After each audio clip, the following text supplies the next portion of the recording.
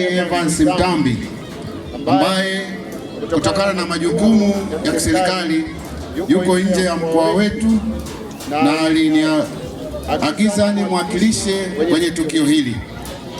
Kwa hiyo nichukue nafasi hii kumshukuru Mheshimiwa Mkuu wa Mkoa kwa kunipa heshima ya kujumuika pamoja na wanafamilia wa Jeshi la Polisi kuadhimisha siku hii muhimu.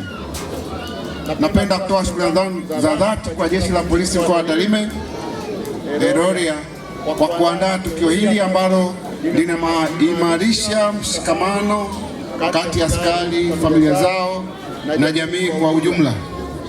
Huu ni mfano mzuri wa utekelezaji wa falsafa ya polisi jamii ambayo inalenga kuimarisha ushirikiano katika kudumisha amani na usalama.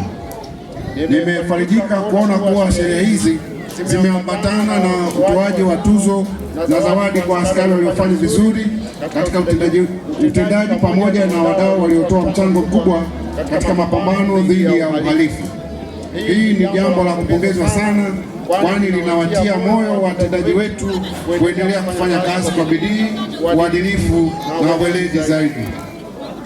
Aidha, napenda kutumia nafasi hii kulipongeza kwa dhati Jeshi la Polisi Tarime Rorya kwa juhudi kubwa na mafanikio yanayoonekana katika kupambana na kuzuia uhalifu kwenye eneo hili. Kupungua kwa matukio ya uhalifu katika baadhi ya maeneo, kuimarika kwa doria pamoja na ushirikiano mzuri kati ya Jeshi la Polisi na wananchi kupitia polisi jamii ni ushahidi wa kazi nzuri inayofanywa hapa mkoani. Haya ni mafanikio ambayo yanapaswa kuendelezwa na kulindwa kwa nguvu zote.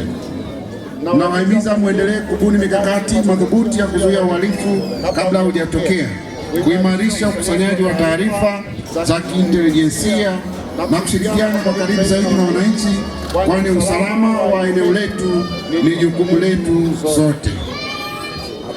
Aidha, kitendo cha kufanya matendo ya huruma kama ulivyoeleza hapa, kuitembelea ile familia kule Sirari, hasa na familia zenye uhitaji, ni ishara ya moyo wa kujali na utu ambao ni msingi muhimu wa kazi za polisi katika jamii. Napenda pia kulipongeza Jeshi la Polisi kwa kazi kubwa inayofanyika wakati wa uchaguzi mkuu wa mwaka 2025. Licha ya changamoto zilizojitokeza, mmelinda amani na kuhakikisha wananchi wanatimiza haki yao ya kidemokrasia. Ni rai yangu kwa wananchi wote kuendelea kudumisha amani, umoja na mshikamano na kuepuka vitendo vyovyote vinavyoweza kuhatarisha utulivu wa nchi yetu. Nitumie fursa hii kuzungumzia baadhi ya changamoto za jamii zinazoendelea kujitokeza katika maeneo yetu.